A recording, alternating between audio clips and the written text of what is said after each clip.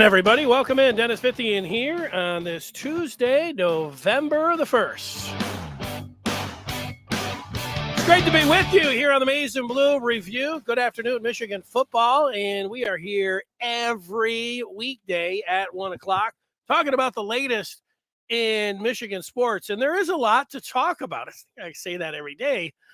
It's true. There is a lot to talk about when it comes to Michigan sports. We got some breaking news that we are going to get to here immediately. I know folks are still worked up. You might have figured that out after we're reviewing a bunch of tape and listening and watching and reading a bunch of people on their opinions on what went down on Saturday night on the field and in the tunnel, and with both athletic departments and everything else. It's spilled into Tuesday, and we'll talk about that. And what else are we going to talk about? Well, it's a pretty good question, but let's get to that breaking news. Michigan has a commitment on the basketball side. This has just went down. I cannot tell a lie. Isn't that what George Washington said about chopping down the apple tree, cherry tree? A long time since I've referenced that. But Michigan lands its second commitment in the 23 class in basketball in George Washington III. So right now you've got Papa Conte, who committed a week or two ago. And then you now have the president, George Washington, committing. The Papa and the Preds for 23. This just went down in this last hour. So Juwan Howard looking pretty good when it comes to the class of 23, landing a big man and then landing a guard in George Washington III. I would suggest, if you want to know everything about George Washington III, you head to the Maize and Blue Review, where Davis Mosley is breaking it down. We talked to Mosley 2 or 3 weeks ago when Conte had committed about George Washington, and I asked him, I have not watched any tape of George Washington. I can't tell a lie on that. Mosley had compared him to a former Buckeye, which he originally committed to, G-Dub, committed to OSU, but the former guard, is it Dwayne Washington? I think so. Good player. Had a nice tournament, was on a good Ohio State team a couple of years ago. Nice player. And, that's a good shooter. So we'll see. I'll watch his tape myself, but that was the comp that I got from Davis Mosley when it came down to George Washington III. We have more breaking news coming in. Yeah, I know. It's that sometimes it happens that way. This does not come from anything with Michigan, but it's newsworthy nonetheless. It's the trading deadline in the NFL, and the Detroit Lions have made a move. They have traded away tight end TJ Hockenson. TJ Hockenson on the move to Detroit to Minneapolis. Hockenson to the Vikings for 4 picks, a 23 second and 4th rounder.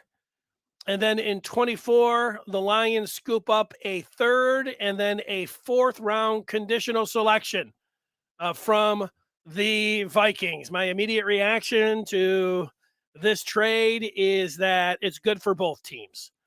On the Lions side, it was coming down where they were going to have to pay TJ Hockenson. And, the Lions should have never taken TJ Hockenson with a top 10 pick in the NFL draft. We should all be able to agree with that. But as I've seen over the last few days, some things seem like there should be no arguments, and yet people are making arguments about it. So, but I don't think there's any argument the Lions shouldn't have picked TJ Hockenson. TJ Hockenson once a year played like a Hall of Famer. His first ever game, he had like 180 yards and a bunch of touchdowns. I was like, this guy, I have to say, maybe I'm wrong, man. This guy has hit the ground and it looks like he's going to be a Hall of Famer. It was one game. He wasn't going to go overboard. And then, even this year, what was it? The game? It was against the Seahawks. He went out there and had his once a year Hall of Fame game. And that's what happens with TJ Hockenson. And the Lions weren't going to pay him, and so they'll get some cap room as well. And you have to chalk it up to it didn't work here in Detroit with Hawk, and so he'll go to a division rival. Ooh, that makes it interesting. And on the Viking side, Irv Smith Jr., who's a nice tight end, he got injured last week, so there's a hole. And Kyle Rudolph is off the team, so there's a hole at tight end for the Vikings, who are leading the division, and so they needed to make a move, and they went and got TJ Hockenson, which, if you're a Lions fan, the first thing you say is, man, this guy's, he'll tear it up. He'll tear us up. He'll tear everything up. And the Vikings are 6-1. They're in first place. They're thinking about going to the Super Bowl. So, Hawk lands in a nice spot. Does it suck that it's the Vikings? They get 4 picks. I like the compensation coming back from the Lions. And the Lions, as we know, they tore it down the first year. They're tanking it this year, whether it's a natural tank or a coach tank or injury tank, whatever it is, they're tanking it out. But they won't have Hawk to tank anymore with, and so you can say goodbye to him. All right, we say hello to everybody that's tuning in. Like, what is this? The good afternoon Detroit Lions review? No, it's the Maize and Blue review. I was giving you some of that breaking news. Here are the things that I have planned to talk about today. I am going to give you my thoughts here on this November the 1st about the Michigan State rivalry. I know they played Saturday night. There's a lot of people that are ready to move on, and yet there's a lot of people that are still looking back towards Saturday. So I'll give you my thoughts on where everything stands with me here on this first day of November.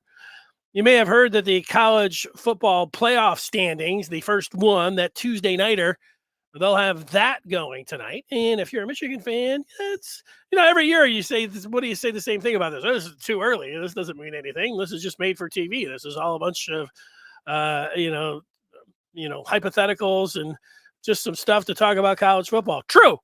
And yet Michigan is going to be involved. Whether they're going to be in the top 4 immediately or they'll just be right outside the top 4, we'll have to wait and see tonight. I'll give you my college football standings, and if I was voting, where I would put the Maize and Blue. But we'll start out talking about what's most important for Michigan today as the calendar flips. And we do get into November. Happy November, everybody. I love it. It's a beautiful day outside. I hope you had a nice Halloween. But I mentioned, and I'm going to get to some more of the particulars coming up when it comes to the rivalry with Michigan State. But, folks are still worked up about a Saturday night. My focus on Saturday night, my focus on Sunday and yesterday and still today is about the players that were involved in the fight in the tunnel. Not that anything that was going on the field with the players with some pushing and shoving and sort of unsportsmanlike, not the trash talk out on the field or in at midfield after the game or whatever you want to say with waving. That is not top of mind for me. So it's not the talking, it's not pushing, it's not shoving. It was the 4 or 5 or 6 or maybe more Michigan State fans or Michigan State players that got in a fight with 2 Michigan players, and they used their fists, they used their feet, and in one instance, it looks like they used a helmet. To me, that's what this should all be about. It's not like, and I've seen how it's worked.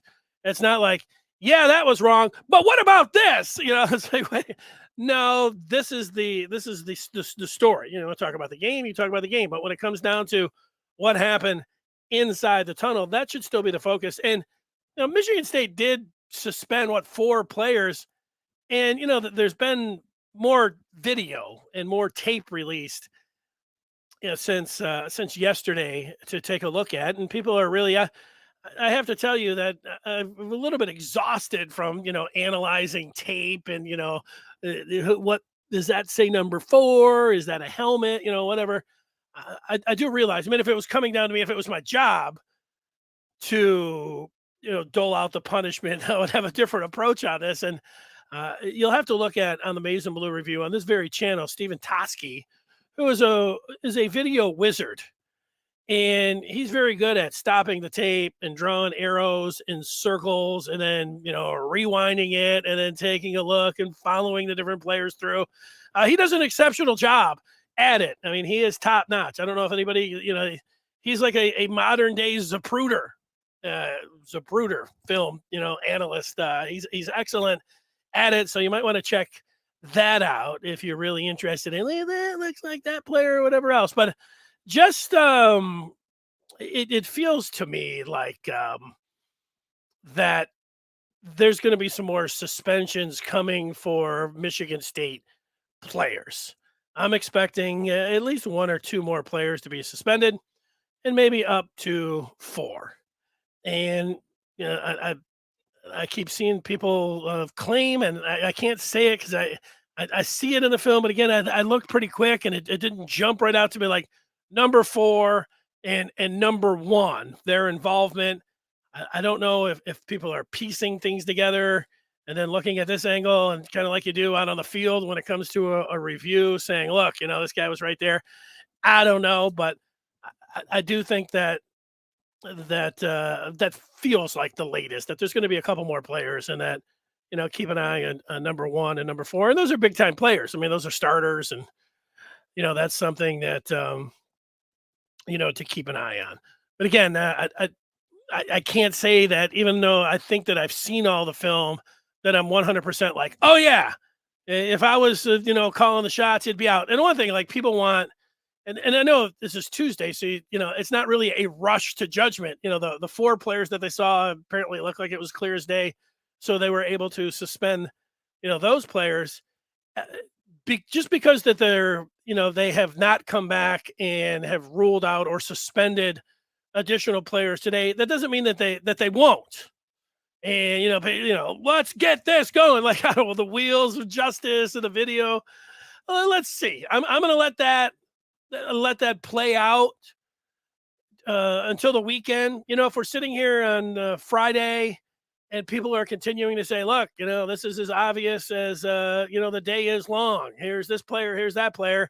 And that Michigan State authorities have the video, that Michigan on their side, they have all the video, and, police and all that, they have all the video. And, so if we're sitting here and it's clear day, maybe I'll have a different opinion come Friday. My opinion right now is, let's let the people in charge here that are doing things, let's see. It doesn't mean they're buffoons or protecting anybody, or there's something sinister going on, any of that kind of stuff.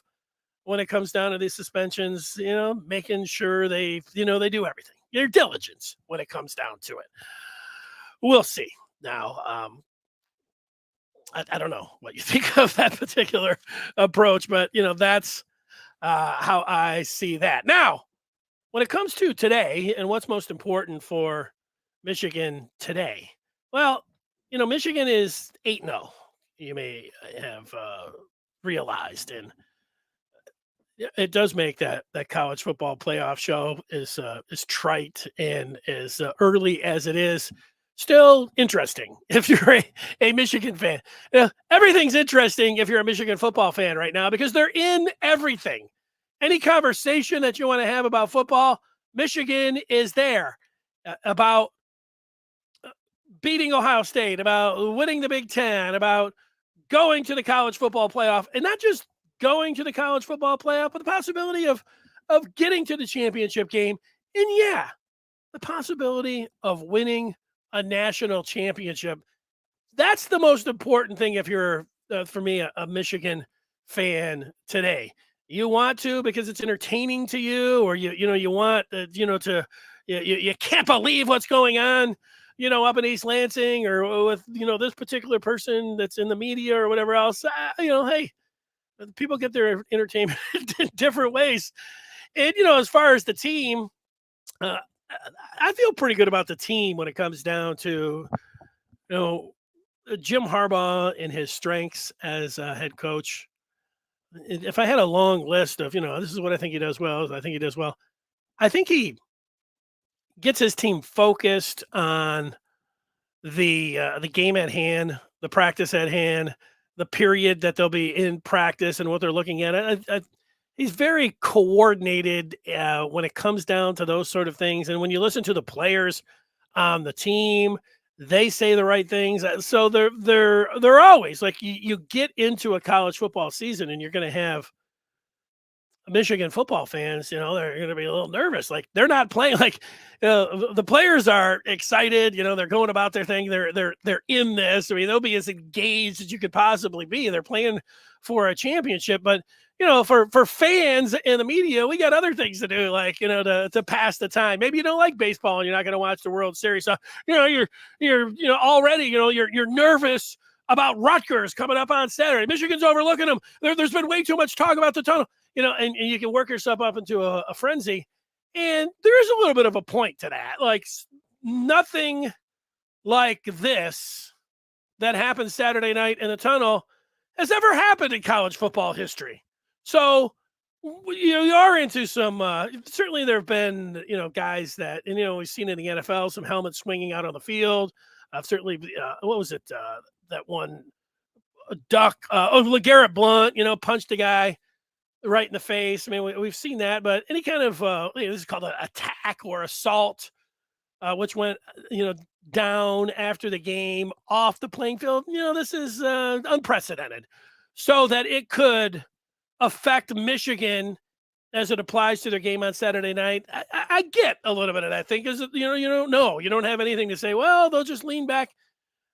You lean on your head coach, you lean on your leaders, your seniors, and your captains, and I think that they'll focus everyone in. Now, I don't know if that helps you at all if you're a Michigan fan and you're all worried about the Rutgers. I mean, I get it. You can be worried about every game at this point. And if you want to get worked up about Rutgers, you look back to last season.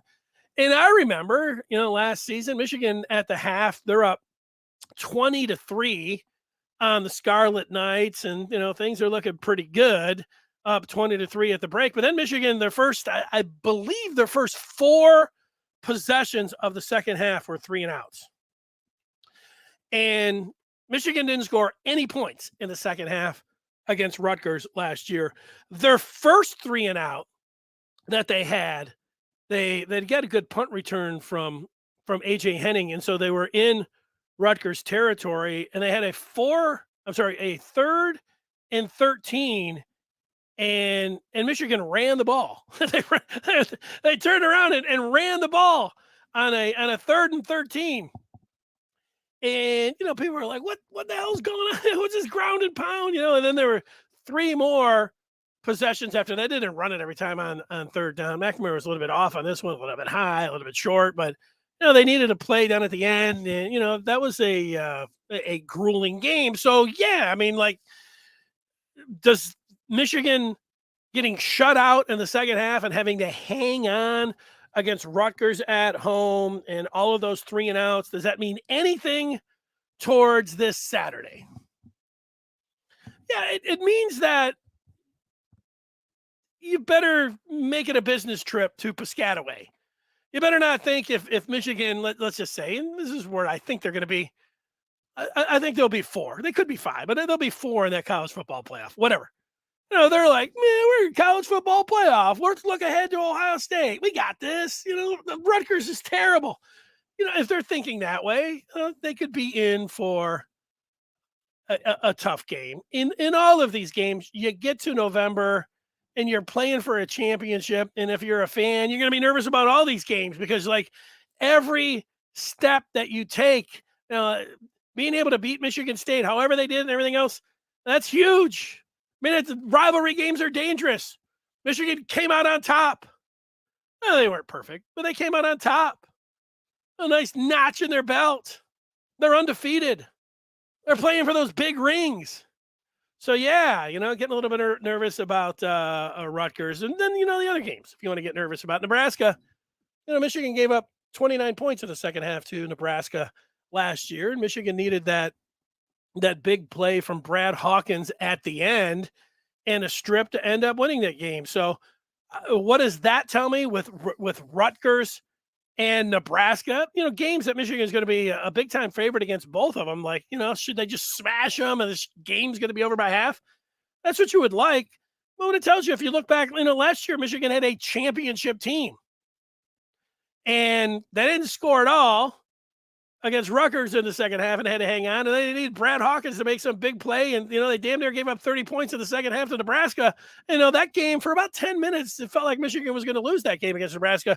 So what it does tell you that these next 2 weeks, although it looks really good for Michigan, and I think they are going to win both of those games, that, they better be on top of everything. And, there's no reason to believe that they won't be. And then you've got this Illinois game.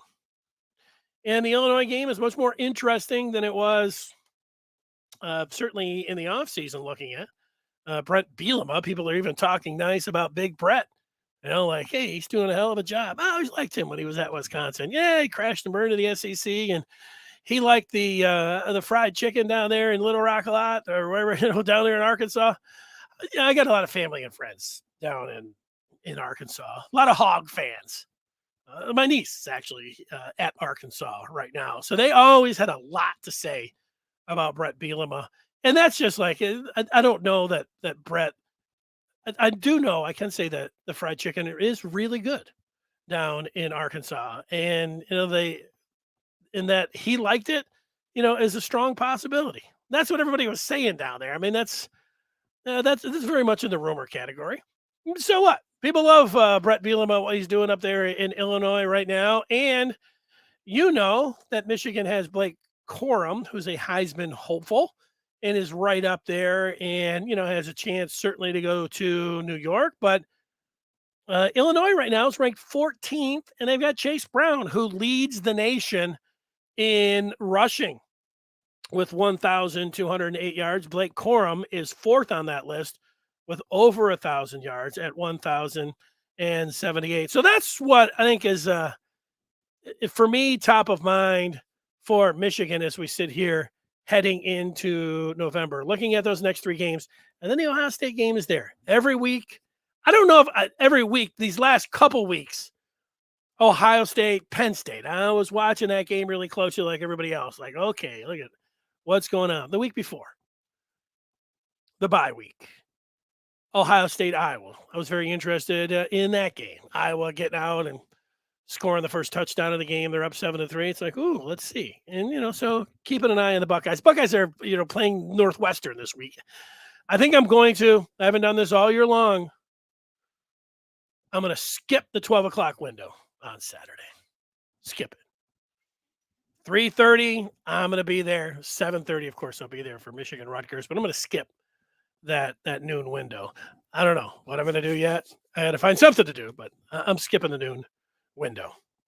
Okay, before I get to Michigan and Michigan State, let's just get a sampling of where everyone's at out there. If you're somebody new to this show and you send your feedback in, I put that feedback in real time up on the screen. And if you have a question, you have a point, then I will read it and I'll discuss it. Account 22 is talking about number 4 on the film. And like I said, I would anticipate that, that there would be a likely suspension there. And if it's doesn't happen by Friday, I could say at that point, you could be like, well, what's going on here? That's where I'm at with that. So, Antoine, I get it. Nobody cares about the Lions. Yeah. Who are the Lions? All right. I'm with you. Just push them aside. I've got no problem with that. Todd, got to have a tight end that blocks, catches, and plays hard every game. Are we talking about Luke Schoolmaker here, or are we still on Hawk? Well, people are making some comments on Hawk. Yeah, he'll torch, same old Lions. Account 22 will be number 4, should be number 3. I don't exactly care or exactly know what that means. Todd just wants to win every game. The captain is whatever the ranking is this week. We will be number 1 better next week as long as we take care of business. I'll get to that college football playoff. I have my own rankings coming up, so I'll be discussing that. Antoine with a recruiting point or question with a little smiley emoji. Any word on Jaden Davis? He probably fell asleep in the Michigan stands. He might still be there. I'm going to tell you, Jaden Davis, the quarterback out of Providence Day High School in Charlotte, North Carolina, a 5-star quarterback. As we sit here on November the 1st, I think if you're a Michigan fan, you should feel confident about U of M being able to secure the services of the outstanding quarterback. Michigan looks like they're the leader. He, continues to, be in contact with the Wolverines, including coming to the game like Antoine's talking about this last Saturday. We've seen stranger things happen in recruiting. He is one of the top signal callers in the country, so there could be other teams that swoop in. There could be other teams that want to, pay the upfront money when it comes to name, image, and likeness. That looms. In fact, I think that is what looms the largest. Like if this was, previous the old days, like 2 years ago, and you had to take that upfront money illegally, even though technically this is against the rules. I think that I would feel even more confident that he was going to Michigan if this was 2 years ago. But now the name, image, and likeness that a team very easily can just say, look at it. You want the $1 million up front? You want $1 million up front? Or do you want to wait, a year or 2 or 3 at Michigan? That's going to be a sales pitch that, Michigan has to deal with that that could end up costing them. I mean, that's it. That's a pretty big deal, you could say. You could say, well, he really likes Michigan, but if somebody comes to the table with an offer of $1 million up front, how can you say no to that? I get that. But I feel really good about Jaden Davis. Let's see what Todd has to say. It's about the tunnel. Hearing reports that the tunnel attacked disturbing actions from inanimate objects. People trashing Michigan State.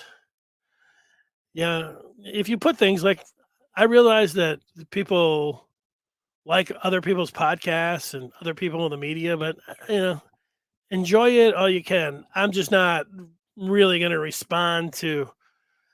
I can't ever say ever because there'll be something, but promoting somebody else's podcast down here. I mean, like, come on, what are we dealing with? You like those guys? Watch them. Like, that's it. Venice. You can't tell if the guy did anything, so it doesn't matter to me. MSU's not making a bowl game. It's great for me. Yeah, like I said, there's a lot of people that seem to be pretty confident in that number 4, which is Windman, is involved in there, and there seems to be that same kind of confidence in number 1. I haven't actually seen that. I've seen some circles and some, like I said, I haven't dove into and fast forwarded back and forth like a lot of people. That's hey, you could say, why not? That's your job. Get in there. I'm letting the authorities handle it. If it gets to Friday and there's this, gigantic outrage and there's, more video and it's sitting right there in front of me and it's plain as the nose on my face and it looks like Michigan State is, giving these guys a free pass because they're actually involved in the game and important for Michigan State, well, that'll be one thing. If not, we'll just see how it plays out that way. I'm not going to have a rush to judgment when it comes down to that. Let's see. Jeff is talking about Toski being straight fire with the video stuff. He broke down the tunnel fight in some plays last night. Worth a watch. I agree. Like last year, like I didn't know Toski at all. And then, like he's a video savant. And I would see all the different people that would watch him. And I'd be like, well, this guy, what's he bringing to the table? And I watch. And what he's bringing to the table is he knows how to run that. He knows how to run a telestrator. and he knows how to reverse and draw the arrows and say, hey, this is what's going on. Explains it very well. It's very informative and also entertaining and educational. So I am right there with you on that. People telling me that it's very clear about some of these players, and again, like I think I've answered that question. Trepa saying that he doesn't believe this incident has anything to do with Michigan State's culture. It's an isolated incident. Well, that's an interesting part of this when it comes down to culture. Yes, this is an isolated incident. We don't have any incidents of in the past, and with Mel Tucker, what's this, his third year, so 2.5 years of players, swinging a helmet or having a 4, 5, or 6 on one type of situation with kicking and punching. So yeah, you're right. I mean, like that is an isolated incident. The part about your culture. Can you say, well, because this blew up, you have a bad culture? I think who was it? Not Trepa, maybe Venice had to say the thing that for Michigan State, if Michigan State, their season's going down the drain, they have been rightfully mocked. They have been rightfully been criticized. I don't know about mocked. Mock's not the right word. They have been rightfully criticized across the country for this incident. And this was a BS incident, and that people have not been able to stay focused on the incident and have said, yeah, the incident's really bad. But what about this? I'm like, okay. And again, you guys can all go through each person that you like in the media, but as soon as somebody's talks about this situation, if they want to talk about what they've seen in the tunnel, what's happening there, what suspensions, I get all that.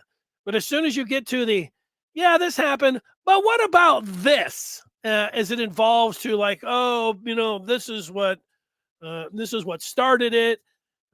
There have been, I don't mind pushing and shoving. I understand there's going to be unsportsmanlike out on the field.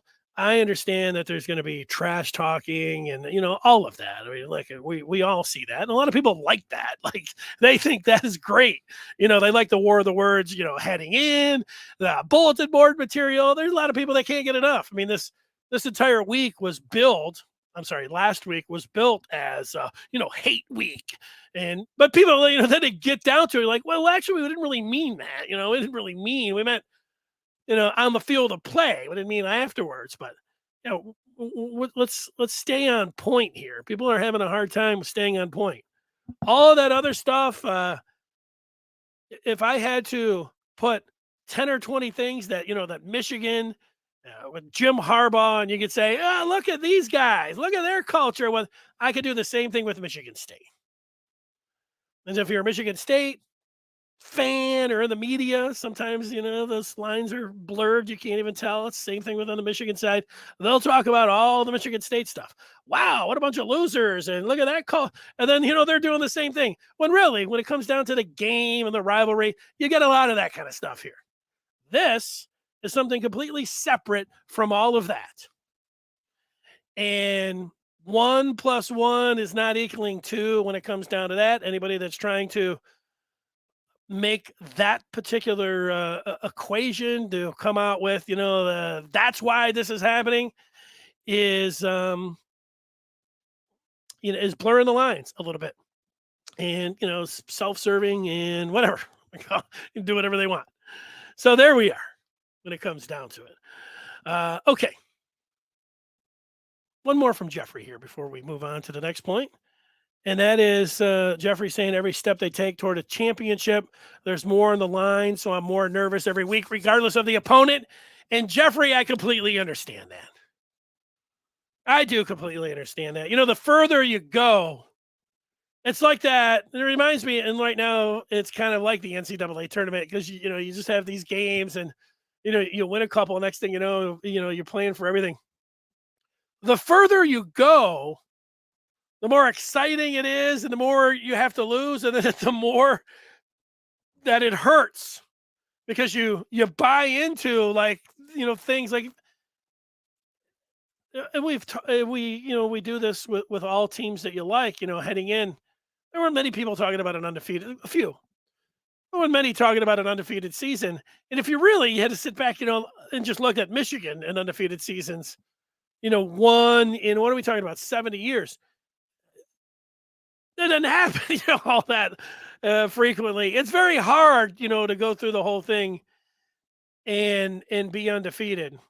And you lose one of those games, early on, and then it stinks, and it feels like the season's over, and yet you feel like you still have some things to play for. But right now, man, the way they things, I get that part, being very nervous, and you can't do anything. Like, if you're a player, I don't think the players are nervous. I think the players are excited. They can't wait to get out there and to practice, and they can go out there and actually have something to do with it. Same thing with the coaches. They can work hard into the night, watching tape, talking about this, and former players understand that.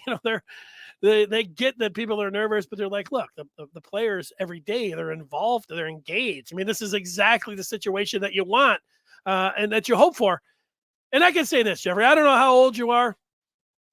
When I was young, losses were the worst thing in the world. I couldn't, it just, the world was ending after a loss. This is it. There's not many advantages of getting older. One of them is you're able to get over losses a little bit better than you were when you were young. And the other thing, when you get a little bit older, you're able to enjoy the ride a little bit more. Like, I see people getting really upset and worried about Rutgers, and oh my God, they could be so distracted about the tunnel, and we need to move on. Like, okay, all right, I get it. That's going to be okay. I am, at this point, enjoying each and every day of Michigan being undefeated, of Michigan having their next opponent, and seeing if they can get better, and then moving on to that next step. But me telling you to stop and smell the roses, like, people can tell you that.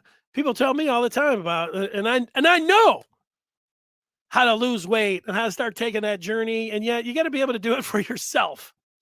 Here I am comparing losing weight to trying to keep perspective on a football season. But the similarity there is that you can have people telling you got to do it yourself and figure that out. So me telling you to, hey, just enjoy it. Hey, Jeff, enjoy the season. Enjoy this Saturday where you've got number 1 versus number 2 in Tennessee and Georgia. And you got Michigan State taking on Illinois. You can flip over the break. You can see, how the Spartans have, tried to, after their national embarrassment, go out there and play an Illinois team that Michigan's going to see in a couple of weeks, and then back to number 1 versus number 2. And then you go out to Piscataway and watch Michigan under the lights against Rutgers, taking a step towards a championship. That should be, it's everything that you ever wanted as a Michigan football fan. And it's taking place. Don't get yourself so worked up and not enjoy it. Try to enjoy it.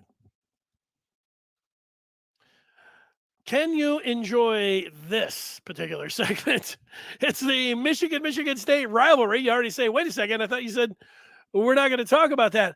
Well, we've talked about it a little bit. I'm just going to make a few comments on them, on what's happened since Saturday. This game has always been very emotional for all the reasons that we know. People that you work with, everybody, even if you don't like football, or you've never even been to Ann Arbor or East Lansing, almost everyone knows somebody that was really interested in each school. So you live with it all year long, and we talk about it. I do myself in the off season. What about Michigan State? What's going on there? The recruiting. You're constantly talking about, oh, wait till that Saturday. Wait till October 29th. And then it's happened. I mean, it happened. And it couldn't have been like the game was. It was a great win for Michigan. They didn't play their greatest game, but that can happen against rivals and all of that. So it was going to be very satisfying in a way of being able to get through it. However, you ended up looking at that, but then when you have something put into the mix that nobody's ever seen, nobody knows how to deal with, and then you've got a bit, shock and surprise, all of those things with what happened in the ton of, it can make you sick, it can make you want to fight, all these different things. What I'm trying to say here is that there was so much emotion after that game on Saturday night, and in heading into Sunday, it's still. I'm walking around, I watched the NFL all day on Sunday, but it still was in my mind. Everything, Michigan State, swinging helmets. Let me watch some video. Look at all these people on the media saying these kind of things. And, oh my God, that guy's a complete Spartan homer. And, everything, on both sides. And then I get to and started thinking about it yesterday.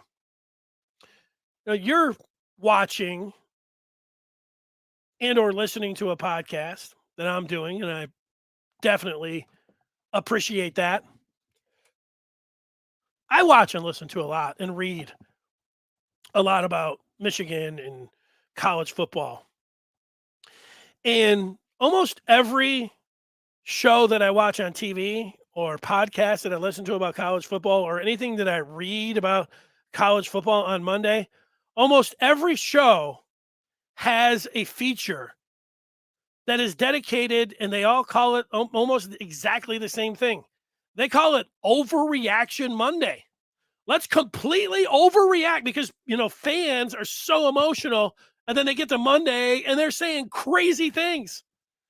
And, the people have recognized it like, wow, that's what people want. They want raw emotion, completely, people just going, completely overreacting about everything. That's entertainment. Every show lives and breathes and wants the raw nerve of people completely overreacting. They love it. And so what we got yesterday, well, a lot of people overreacting and serving up exactly what people want. Let's overreact to something that we don't have anything about. And look, I can be guilty of this. I know by doing Michigan post-game shows, and I've done a million post-game shows of, all the teams. Sometimes, like I'll go third person. The Dennis Fithian after a Michigan game on a Saturday is a lot different than the Dennis Fithian that is walking into a studio and talking about a game on Monday. A lot of times I've turned on that mic after a game and I'll be on for, in some cases, 4 hours. I'll turn it on and then turn it off, and then I'll sit there for a second. I'm like, wait a second, what just happened? What did I say? What was I doing for 4 hours? Just, letting it fly. It's like, so let it rip. Letting it rip. So everybody was letting it rip yesterday. And they were coming at, and people that, are eating, are thinking, okay, we're going to get some nice measured responses and opinions. No, you were getting over the top, overreaction. Let's feed this beast. Let's go crazy. Let's not play this game anymore. I mean, it was coming from everywhere. And because, man, this was, you've never seen anything like this before. I understand the complete emotions for it. We wait all year long for this game, and this is what we got. So you do have to forgive some people about not being able to move on, that still want to look at it. And then, it's a lot of people enjoy but what about this? What about you guys doing that? And yeah, when you boil it down, if you've got siblings, that's what I was always doing about my brother. Well, what about him? He didn't clean his room. Well, what about him? He stole $20 from me a couple years ago. That actually wasn't true. The what about game was hot. And it still is when it comes down to U of M and MSU. So I'm gonna take a few on what I've just been talking about here. Account 22 is saying a 22-point win ain't that bad against a rival. Yeah, I agree with you, Account 22. He wants to see a shutout against Rutgers, and he points out that they're 121st in total offense. Yeah, look. Everything points to Michigan winning that game Saturday. So, but could they have a tough time? Potentially. Let's see, Antoine. But I'm not, sure, anything can happen there, but I don't. I'm not going to sit around thinking, oh my God, they could lose this game because anything can happen. I mean, sure. I play enough poker where I can sit there and I look down and I've got 2 aces. And I'm feeling pretty good. And then it doesn't even have to come down to me. I got some guy across the way. He's taking all of his chips and he's just throwing them all in there. And I think, God, I don't like going all in for my tournament life before the flop, but there's a couple exceptions. And one of them is when I'm sitting there looking at 2 aces. So, a lot of times, almost every time. In fact, I don't know if I've ever turned down a pair of aces. I haven't. I'm throwing all my chips in there. And then I look over and a guy peels off a 2-7. Not suited. And I think, that's the worst starting hand that you could possibly have. And I know, and you know, that aces are the best starting hand. I couldn't ask for anything more. This is it. This guy, I put all of my chips in there, and he's got a 2-7 offsuit, and I got a pair of aces. I'm feeling great. I've lost to that hand before, but that's what you want to see. Yeah, okay. That took too long to give the old poker analogy there. All right, what is Antoine saying? The reason why Michigan was close with Rutgers and Nebraska game is because 2 things: Jim's extreme conservative nature and McNamara's inability to throw. Well, you're right, Antoine, but guess what? Jim Harbaugh, if you thought he was extremely conservative last year, Jim Harbaugh last year is Jim Harbaugh this year. This Michigan offense, and JJ can make plays with his legs. That's different. But as far as how Michigan wants to win the game, like if Michigan had a 3rd and 12 in the second quarter and they handed it off to Blake Corum, that would not be my choice of play calls. But it's not going to be completely surprising because that's what they did last year. Jim Harbaugh's idea on how to win football games is different than Antoine's. It's different from mine. I don't know. In a lot of ways, it's not all that fun to be sitting there online when a game's going on. It's fun to be at the game. If you're not at the game, does it really help to be sitting there looking at Twitter and everything? I don't know. Some people enjoy it. I do it. Having said that. So I'm not doing exactly what you're supposed to, but during the game last week, how many people I have seen like Michigan has turned J.J. McCarthy into a game manager. They will not allow him to throw the ball deep. What about every other college coach who takes a quarterback and throws the ball downfield and gives their wide receivers an opportunity to make the play on a 50-50 ball? Where is it? And there's a point to that. Where is it? As things are going right now, should Michigan, I'm hoping that they work on their effectiveness, efficiency of getting touchdowns when they get into the red zone. I am hoping that JJ can connect some more on some downfield passes, on some big plays, on some chunk plays, on 25 or more passes downfield. That's going to help Michigan be able to open things up and open up the running game. It's going to take them to the next level. You can say, what's the difference between Tennessee, Georgia, Ohio State, Clemson, and Michigan? Michigan's in the mix there. Michigan's got a lot of good things going for them. And all of those teams, they may have, some blind spots and things. Of course they do. They have some things that they want to do better.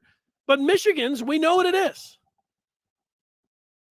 Michigan's defense looks pretty good. They're making excellent adjustments at the half. They're coming out and blanking teams, shutting them down, playing exactly the kind of hard-nosed defense that wins you a championship. Facts. Offensively, they're running the ball like they did last year. And that was able to take them to a Big Ten championship into the college football playoff. They're doing the same thing this year. And whether you want to say Corum last year and Haskins last year or Lightning and Lightning this year or whichever one you want to, they've got the line and the running game. And so we know the next step and not trying to repeat their going on. We know that it's, getting the ball down the field, making some big plays and having some explosive plays in the passing game. It actually, feels like it would help out in recruiting as well. Maybe with Jaden Davis, maybe with these wide receivers that are out there looking at Michigan saying, do I want to go in and just block or do I want to catch some footballs? So, yeah, I think there's that part about it as well. Antoine? Couple more before we get to everybody's waiting for the college football playoff reveal for mine. That's coming up straight ahead. After a couple more on the feedback, Trepa says the self-righteous approach in covering this crime by the Michigan media and the U of M employees is irritating. I can think of 490 million reasons why you should be careful in how you point your finger. Self-righteous approach in covering this crime by the media. Yeah, I don't know, the media, I don't exactly get your point there. Like, the police are handling this part, you can have an opinion in mine almost across the board in my life when it's come down to violent acts on the field. I have thought about keeping the police out of it. Stick swinging, helmet swinging. It's on the field. Let's leave it there. Let's let the leagues, let's get the suspension. Let's not bring the police in. This is taking place off the field, in the tunnel. And so that has made me, rethink that part. And I'm not going to criticize Jamon Green and his family for, pursuing criminal charges. Well, the best guess at what I know right now is that, Green was heading up the tunnel and I don't know what he said. I don't know why a guy would want to swing his helmet at him, but did he throw something at him? I think I would have heard at least some, not that that's a justification for somebody to swing a helmet at you. Did he say something about, I don't know. I saw some video today where it looked like it was after the fact of Green, being his interaction and, him getting hit with the helmet as he was walking back up to the tunnel. Yeah, he had a lot to say. And it was a lot of blank you and, take this and shove it and all of that. And, I think that's I understand if somebody gets attacked, then, if they're going to talk, I understand that. I'm surprised that it didn't, escalate. It was like the game before against Penn State, where a lot of people just had a lot of laughs and called Franklin a lot of names. And, in the end, whatever was going on there, I said they were lucky that Michigan didn't want to get in an all-out brawl and something nasty could have happened there because Penn State was throwing something. You start throwing things at a player, spitting at a player off the field right there. Look at these aren't things. This is the one part. This isn't a back alley. You're supposed to be able to keep your head with all of this. But don't throw something at an opposing player. And there's going to be a lot of talk. How you keep your cool, when things are talking, like I said, I completely understand, Triple, all of that. in what you're saying. All right. Adam saying that he wouldn't mind taking a couple years off for MSU. While I understand what you're saying there, the interest in the Michigan State rivalry is never going to be higher than it is right now. After what happened in that tunnel, they will break every record that can be broken. Every agency that is covering this will do everything they can to trump this up and do everything they can. It's the old saying in journalism. I'm not a journalist, but they say if it in TV and if it bleeds, it leads. This thing's bleeding. This is every program director and publisher's wet dream. Yeah, sure. I get when we're talking about potential injuries and that, but I'm just talking about the salaciousness of this, of a fight between two bitter rivals, and everybody taking sides. And you can listen to somebody from Michigan State, and you can say, "Wow, this guy totally doesn't get it." Talking about an assault, and that's where we're at. It didn't seem nothing. These two sides didn't come closer together after this.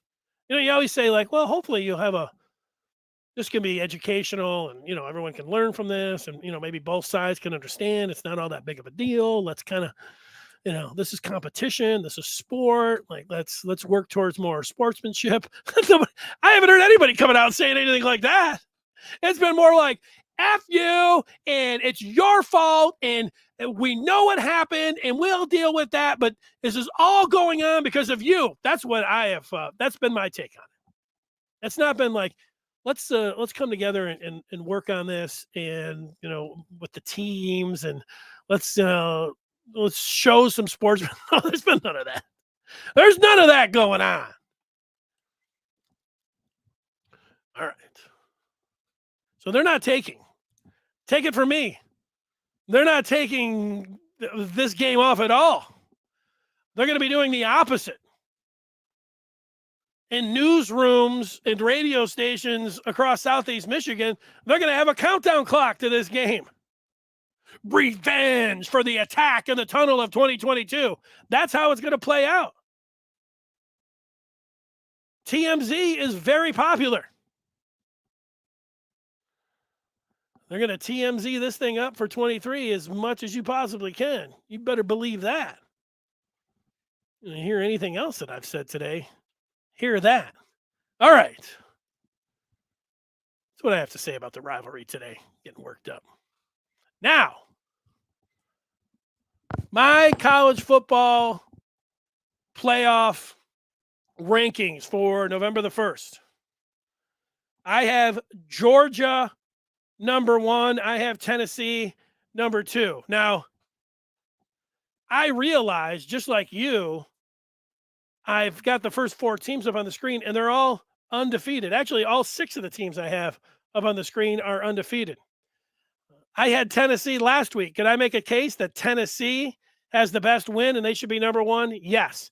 Can you make a case like I am that Georgia, the defending champs, and the way that they played here, even though they don't have the greatest of wins, the Oregon one looks better every week, that I can justify having them number 1? I am, and they're up there. Can I say that Ohio State, were what we thought of their team? The reason I have Ohio State in front of Michigan is, Michigan is going down to Ohio State, as you know, for the final game of the regular season. And I am favoring Ohio State in that game as we sit here today. I'm not saying that Michigan doesn't have a chance to win that game. And that is why I am putting Ohio State in front of Michigan. You could say that, well, what you're saying is you think they have the better team. I am saying that. As I sit here right now, I am saying that. I'm saying that it's pretty close. Ohio State's 3, Michigan's 4. And I'm not I'm not above doing things for the good of college football. And I think at times that the good of college football, that also those folks that sit around on the committee and get all this free food and buffet and sit around and you can drink for free in a hotel. I also think that they look at what's going to generate the most money. I know that you believe that as well, that goes into it. I'm saying that because Georgia and Tennessee are playing this week at 3:30. Georgia and Tennessee, number 1 versus number 2. I like number 1 versus number 2 in college football. I remember when Michigan and Notre Dame were number 1 versus number 2. I like the 2 top teams going at it in the regular season. It doesn't get any better than that in college football. It's the best sport, and you're getting number 1 versus number 2. Even though you know that, hey, these college football rankings don't really mean anything. If I have to hear another person say the rankings don't really matter for the first 2 months, I really don't know why they do that. Really? Because as soon as the season's over, everybody's like, hey, here's my way too early 23 poll. Do we need that? Not really. Do we need on January 15th of 23 a way too early top 25 poll for 9 months later? No, we don't. But people do like to at least have it. They're thinking that Michigan might be a top 10 team. Why did I say all that? Oh, I like 1 versus number 2 playing this Saturday. And you do know is that Ohio State's playing Northwestern, Michigan's playing Rutgers. I think both of those teams are going to win. I guarantee you that Georgia or Tennessee, one of those teams, is going to lose. And so what's going to happen then? I am going to then, let's just say it's going to be Georgia. I will then move Ohio State up till 2, and I will put Michigan up till 3. And what that means to me, and what it means to you, is that everybody likes that, even when it's not the game of the century.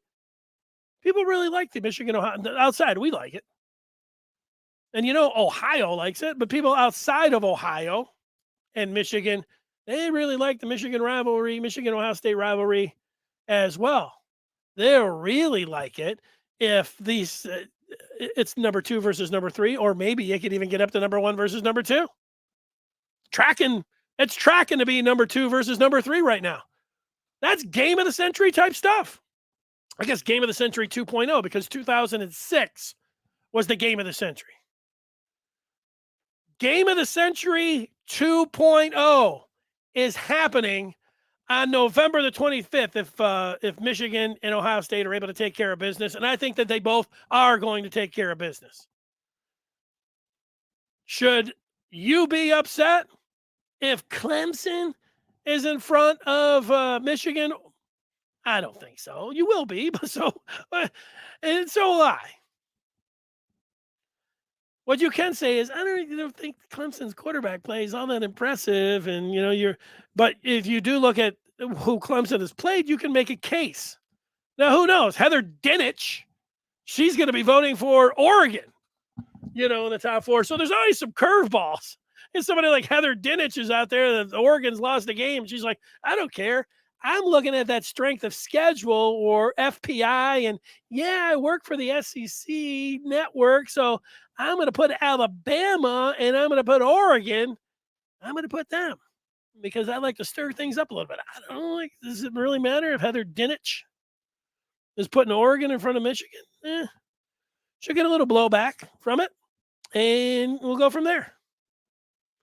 But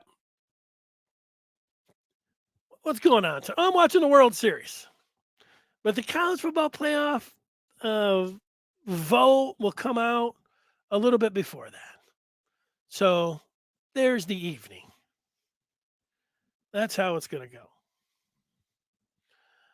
I am, what else do I got? A nice, I didn't watch the whole thing. Are you familiar with the war movie 1917 that came out a few years ago? Tremendous war movie, deserved all of its honors. One of the great war movies that I've ever seen.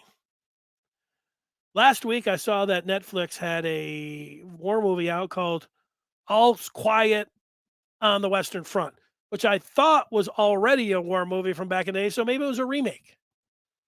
I watched 3/4 of it last night, and it's good. If you like 1917, I'm guessing that you're really going to like All Is Quiet on the Western Front. Little graphic. You don't like war movies and you don't like the graphic part of war, you're not going to want to watch this movie.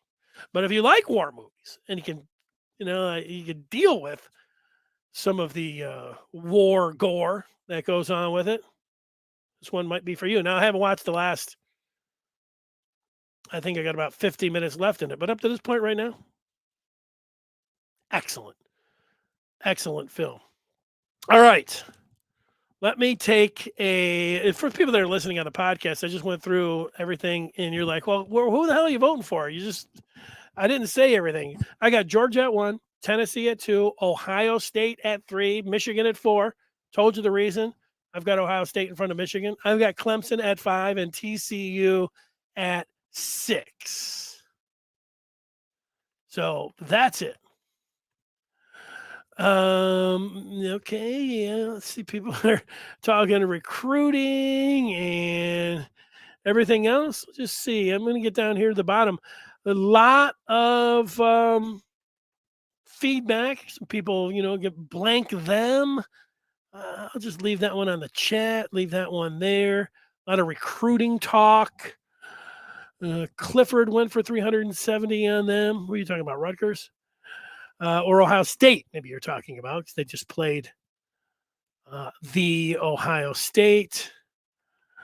Malachi, who appears to be a newcomer to the chat, saying players will come, yes, but will receivers keep coming? Yeah, if they're winning, Malachi, and Michigan gets Jaden Davis, I think that if I'm a wide receiver, I'd come to Michigan.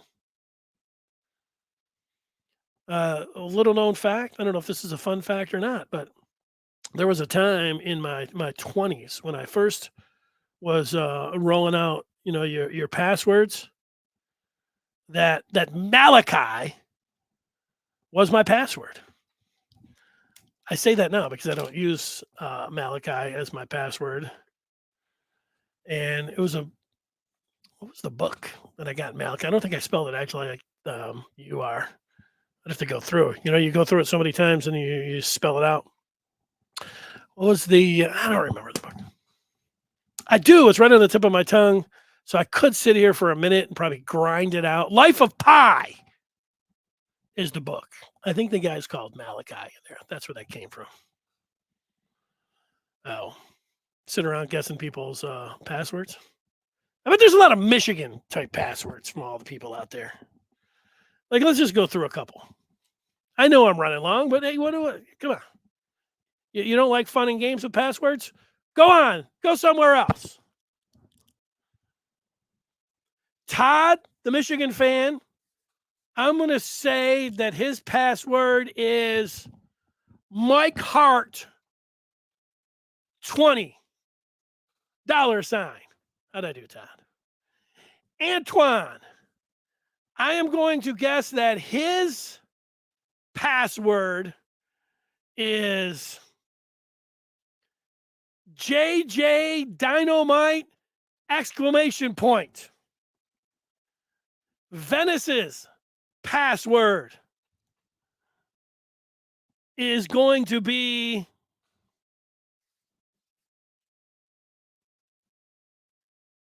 Harbaugh 902X91. I don't know what that part means, but it's going to be Harbaugh. Jesse's password. Jesse saying that Michigan is the reigning Big Ten champs. OSU can't be the champs until they beat the champs. Michigan number 2 behind Georgia. I'm buying what you're laying down there, Jesse. I told you I put Tennessee up there just for the attractiveness of the 3:30 window on Saturday. So I bowed down to the excitement and the trying to get that number 1 versus number 2. But I understand where you're coming from. Jesse's password is Minter 123 Star. Was that pound? Maybe you want to mix up those 1, 2, 3s, Jesse. It's very predictable when it came down to it. Anybody else want me to guess their password? Here it is. Marcus, this is 1, 2, 3, 4, 5. How about Schembeckler? 1, 2, 3, 4, 5. Schembeckler, you might get this is a tough one to spell. Richard, yours is going to be easy. Richard, I really think it's going to be Haskins times 5 as a play off of last year's outstanding performance that Hassan Haskins had against Ohio State, where he scored 5 touchdowns.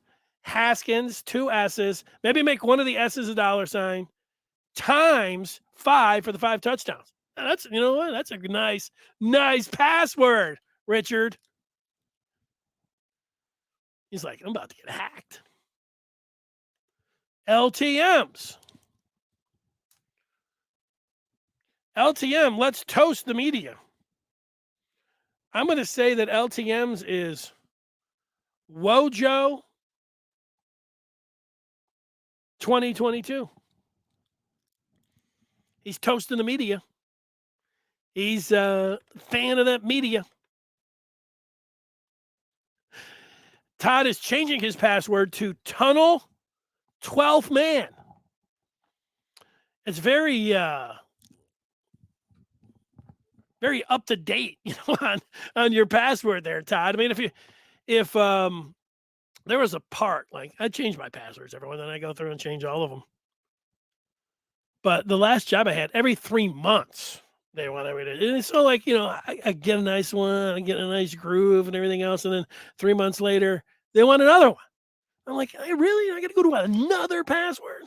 So I just change a number, change a symbol, or should I come up with a complete new identity? Tunnel is not a bad one. Brad has been watching and he wants to chime in. First, blank the Buckeyes. Second, one dimension. What does that make you guys? And that rush attack sounds one-dimensional to me. Yeah, I knew that there was. I'm glad that it's happening. The potential, like I picked Michigan to go 11-0 going into the Ohio State game, and when I predicted that, I said, yeah, I bet when Michigan gets to 10-0 and 11-0, I could see myself changing my mind about Michigan's chances and then picking them to beat Ohio State, even though my final prediction on the record was 11-1, going 11-0 and losing to Ohio State.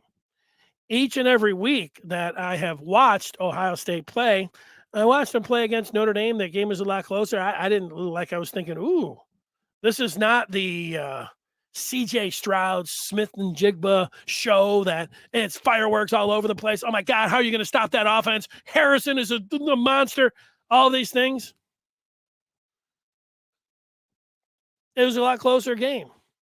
And then when I watched them play Iowa, even though the final score, I thought, if Iowa even had a pea shooter for offense, they could have been in that game.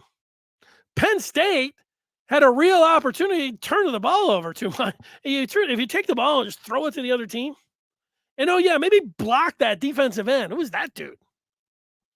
The 44 put together one of the greatest defensive performances ever in a game.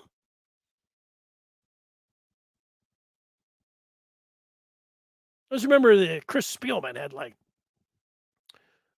26 tackles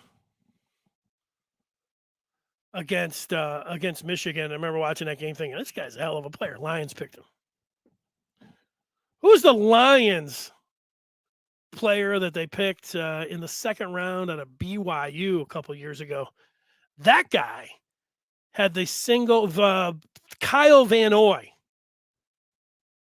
Wasn't BYU play San Diego State, I think, like the Holiday Bowl, something like that. Kyle Van Noy had 4 sacks, a strip fumble for a touchdown, an interception for a touchdown. I mean, it was look that one up. Kyle Van Noy's performance in his bowl game. One of the greatest defensive performances of all time. What's Michigan's greatest defensive performance of all time, since it's the Michigan podcast? Single best defensive performance of all time? Performance, I guess, because, Charles Woodson's coming to mind, the first one against Ohio State. I know he had an interception in 97. Obviously, he had the punt return. That feels like that would be right up there. Ohio State in 95. Charles Woodson had 2 interceptions. It's overshadowed by Biaka Batuka's 313 yards, but we're talking about defensive performance. Michigan is a team in 97 against Colorado. Michigan's defense in 97 against Notre Dame, in particular in the fourth quarter, when the offense turned the ball over 3 times in the fourth quarter, and Michigan was able to survive and win that game. Tommy Hendricks with a big interception in 97. How about some recent ones? Lamar Woodley kind of feels like he should be involved in that. Who was the defensive back? Jordan Lewis, who went out against Wisconsin in that 14-7 game, made that outstanding. Those are one single play. Dominant defensive performances. Sounds like a show for another time. I always ask you to rate and comment like you're doing now, and push the thumbs up and all of that. And then I show you that we've got all the shows here, Amazing Blue Review podcast, all week long. I'm going to emphasize again, check out that Toski Tunnel video where he's going through the whole thing. Somebody commented, and I appreciate it. He said, your podcasts are too long. He liked Michigan, but he said, I talk too much about Michigan. So should I just trim it up, do it for 10 or 20 minutes? That's what everybody else is doing, he was saying. Now, my thought was, why do what everybody else is doing? Why not just be me? Why don't those guys try to do longer podcasts? But this guy didn't like. He said, I'm repeating myself too much. That part, I thought he may have had a good point on. The length, while I appreciated his comment, I thought, just stop listening after 20 minutes if you don't want to listen to the whole thing. That was my thought. But then he's like, I repeat myself over and over again. I'm like, he might have a point there. All right.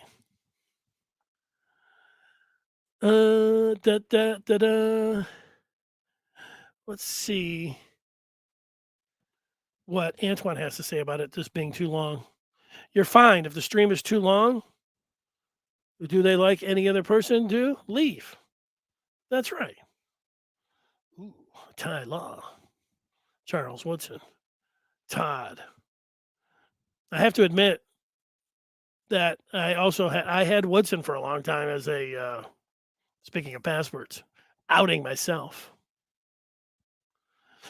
Yeah, sometimes you get in your car and you can listen to 20 minutes, and then I listen to 20 minutes later, listen to 20 minutes, whatever.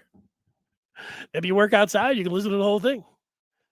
Maybe you have an hour-long commute, and you can take the whole thing in. Maybe you just listen to the podcast, and then you skip forward, you look at the menu and say, you know what, I'm going to go right to the Michigan State talk. That's it. I break it down. I don't know if you're aware of that or not. After I get done here, it's the longest pod that I've ever done. There's no reason to go any further. Okay. It'll be great to be back here with you tomorrow, 1:00. Thanks for watching. See you then.